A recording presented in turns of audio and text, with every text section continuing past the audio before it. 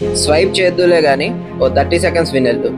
USA, Russia, China, France ఈ లిస్ట్లో ఇప్పుడు ఇండియా కూడా జాయిన్ అయింది. ఎందుకంటే తమిళనాడు కల్పాకంలో ఉన్న ఒక most powerful breeder reactor start అయింది. దీని గురించి మోడీ గారు కూడా కంగ్రాచులేట్ చేస్తూ ట్వీట్ చేశారు.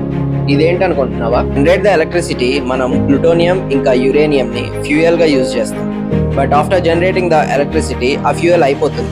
ఇప్పుడు మనం అచీవ్ చేసింది ఏంటంటే, వన్స్ మనం ఈ ప్లూటోనియం అండ్ యురేనియం ని ఫ్యూయల్ గా వాడినప్పుడు ఆఫ్టర్ జనరేటింగ్ ద ఎలక్ట్రిసిటీ అది ఇంకా డబల్ అవుతుంది. లైక్ అవుట్పుట్ ఇంకా ఎక్కువ వస్తుంది. సింపుల్ గా చెప్పాలంటే, మీ కార్లో మీరు పెట్రోల్ కొట్టించుకొని డ్రైవ్ చేయడం స్టార్ట్ చేశాక ఆ పెట్రోల్ అనేది తగ్గకుండా మీరు డ్రైవ్ చేస్తున్న కొద్దీ ఇంకా పెరుగుతుంటే ఎలా ఉంటుంది, అలా ఉంటుంది ఇంపాక్ట్.